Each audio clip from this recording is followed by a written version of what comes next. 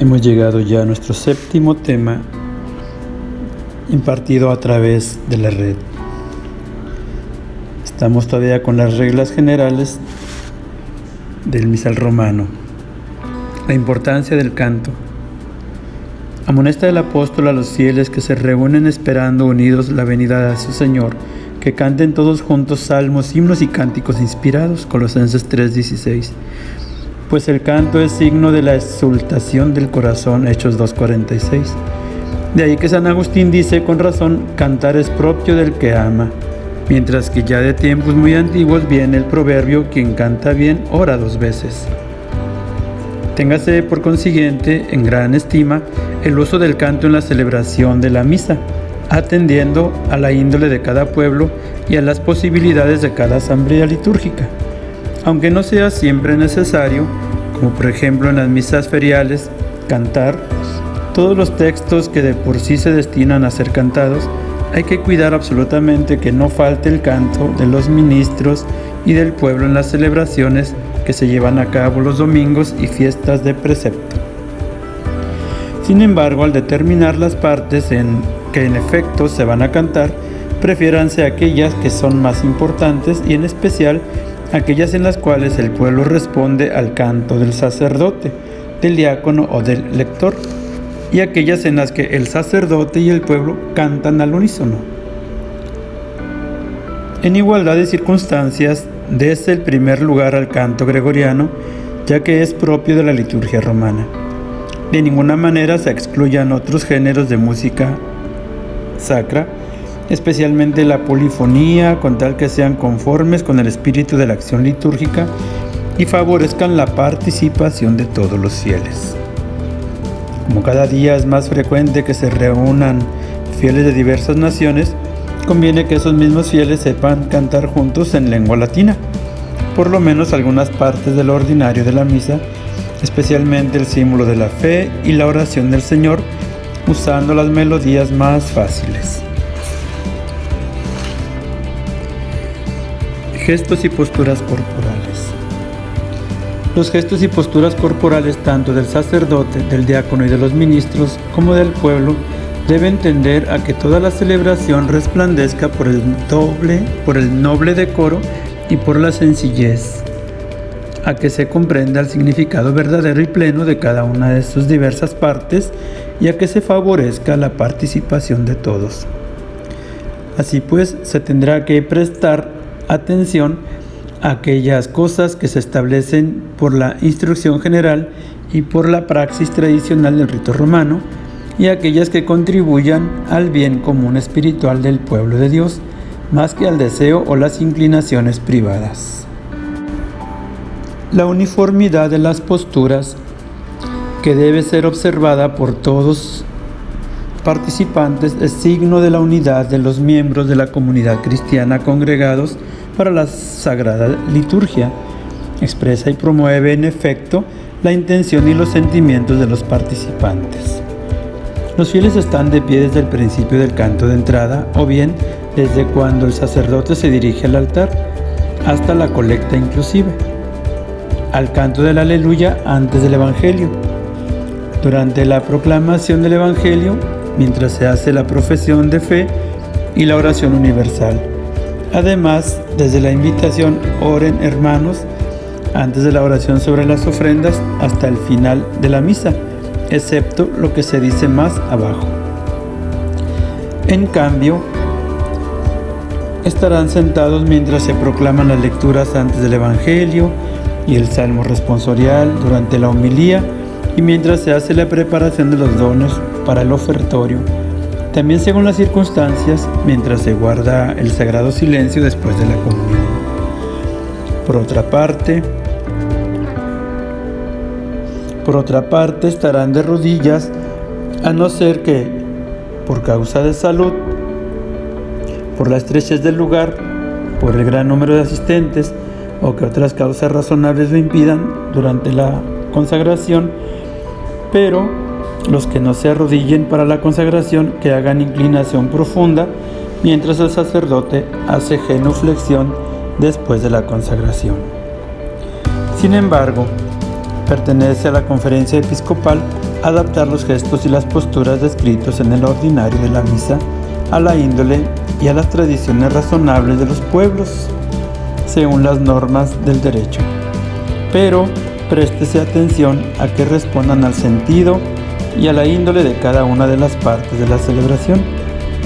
Donde existe la costumbre de que el pueblo permanezca de rodillas desde cuando termina la aclamación del santo hasta el final de la plegaria eucarística y antes de la comunión, cuando el sacerdote dice: "Este es el Cordero de Dios", es laudable que se conserve. Para conseguir esta uniformidad en los gestos y en las posturas en una misma celebración, obedezcan los fieles a las moniciones que haga el diácono o el ministro laico o el sacerdote, de acuerdo con lo que se establece en el misal. Entre los gestos se cuentan también acciones y las procesiones con las que el sacerdote, con el diácono y los ministros se acercan al altar. Cuando el diácono, antes de la proclamación del Evangelio, lleva al ambón el Evangelio o libro de los Evangelios, cuando los fieles llevan los dones y cuando se acercan a la comunión, conviene que tales acciones y procesiones se cumplan decorosamente mientras se cantan los correspondientes cantos, según las normas establecidas para cada caso. El silencio debe guardarse también en el momento en que corresponde, como parte de la celebración, un sagrado silencio. Sin embargo, su naturaleza depende del momento en que se observa en cada celebración, pues en el acto penitencial y después de la invitación a orar, cada uno se recoge en sí mismo, pero terminada la lectura o la homilía, todos meditan brevemente lo que escucharon y después de la comunión alaban a Dios con su corazón y oran. Ya desde antes de la celebración misma, es laudable que se guarde silencio en la iglesia, en la sacristía, en el secretarium y en los lugares más cercanos para que todos se dispongan devota y debidamente para la acción sagrada. Tercera parte de esta instrucción, de este capítulo, cada una de las partes de la misa. Veamos los ritos iniciales. Los ritos que preceden a la liturgia de la palabra, es decir, la entrada, el saludo, el acto penitencial, el Señor ten piedad y el Gloria y la colecta, tienen el carácter de exordio, de introducción y de preparación. La finalidad de ellos es hacer que los fieles reunidos en la unidad construyan la comunión y se dispongan debidamente a escuchar la palabra de Dios y a celebrar dignamente la Eucaristía. En algunas celebraciones que se unen con la misa, según la norma de los libros litúrgicos, se omiten los ritos iniciales o se realizan de modo especial. Entrada. Estando el pueblo reunido, cuando avanza el sacerdote con el diácono y con los ministros, se da comienzo al canto de entrada. La finalidad de este canto es abrir la celebración, promover la unión de quienes están congregados e introducir su espíritu en el misterio del tiempo litúrgico o de la festividad, así como acompañar la procesión del sacerdote y los ministros. Se canta o alternándolo entre los cantores y el pueblo, o de alguna manera entre un cantor y el pueblo, o todo por el pueblo, o todo por los cantores. Se puede emplear o bien la antífona con su salmo, como se encuentra en el Graduale Romanum o en el Graduale Simplex, o bien otro canto que convenga con la índole de la acción sagrada del día o del tiempo litúrgico, cuyo texto haya sido aprobado por la Conferencia de los Obispos. Si no hay canto de entrada, los fieles o algunos de ellos o un lector leerán la antífona propuesta en el misal, o si no, el mismo sacerdote, quien también puede adaptarla a manera de monición inicial. Saludo al altar y al pueblo congregado. Cuando llegan al presbiterio, el sacerdote, el diácono y los ministros saludan al altar con una inclinación profunda. Sin embargo, como signo de veneración, el sacerdote y el diácono besan el altar y el sacerdote, según las circunstancias, incensa la cruz y el altar. Concluido el canto de entrada, el sacerdote de pie en la sede se signa juntamente con toda la asamblea con la señal de la cruz. Después, por medio del saludo, expresa a la comunidad reunida la presencia del Señor. Con este saludo y con la respuesta del pueblo, se manifiesta el misterio de la iglesia congregada. Terminado el saludo del pueblo, el sacerdote o el diácono o un ministro laico puede introducir a los fieles en la misa del día con brevísimas palabras. Acto penitencial. Después, el sacerdote invita al acto penitencial, que tras una breve pausa de silencio, se lleva a cabo por medio de la fórmula de la confesión general de toda la comunidad y se concluye con la absolución del sacerdote, que no obstante carece de la eficacia del sacramento de la penitencia.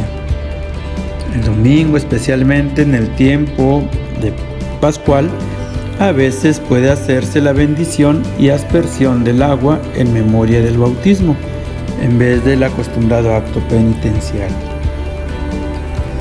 Señor, ten piedad.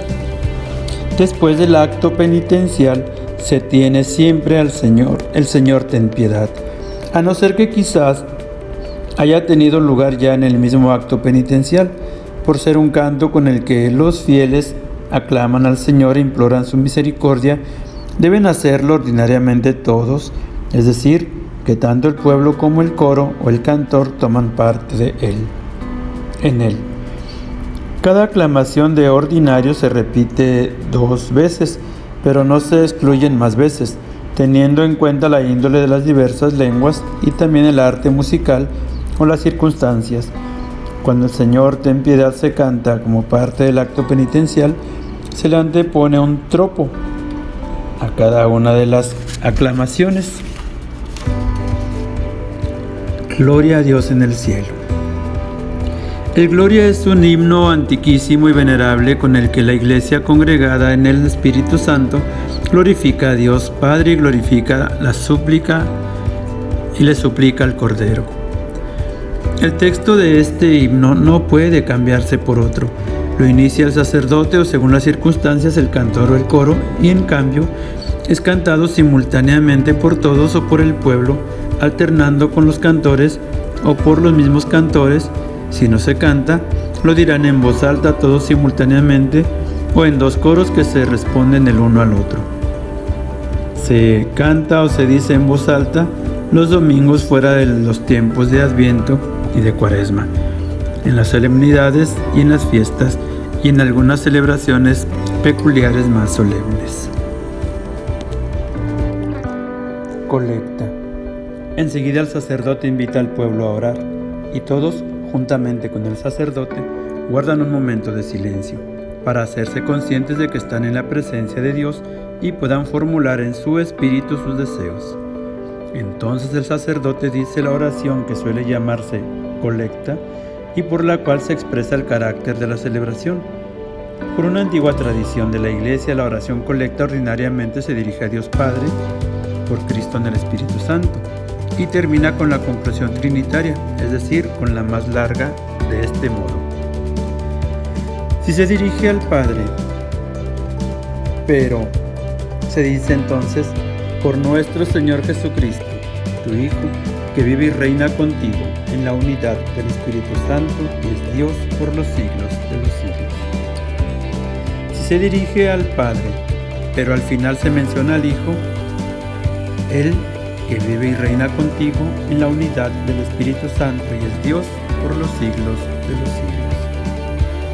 Si se dirige al Hijo, tú que vives y reinas con el Padre en la unidad del Espíritu Santo y eres Dios por los siglos de los siglos. El pueblo, uniéndose a la súplica con la aclamación Amén, la hace suya la oración. En la misa siempre se dice una sola colecta. Hasta aquí dejamos este séptimo tema. En la próxima clase, en el próximo video, hablaremos de la liturgia de la palabra, que se compone de un silencio, lecturas bíblicas, salmo responsorial, aclamación antes de la lectura del Evangelio, el Aleluya, ¿verdad? Y la homilía, la profesión de fe, la oración universal. Después de ello se da paso a la liturgia eucarística. Que nuestro buen Dios siga bendiciendo tu ministerio y te aumente el fervor a la Eucaristía y al servicio al altar. Bendiciones, paz y bien.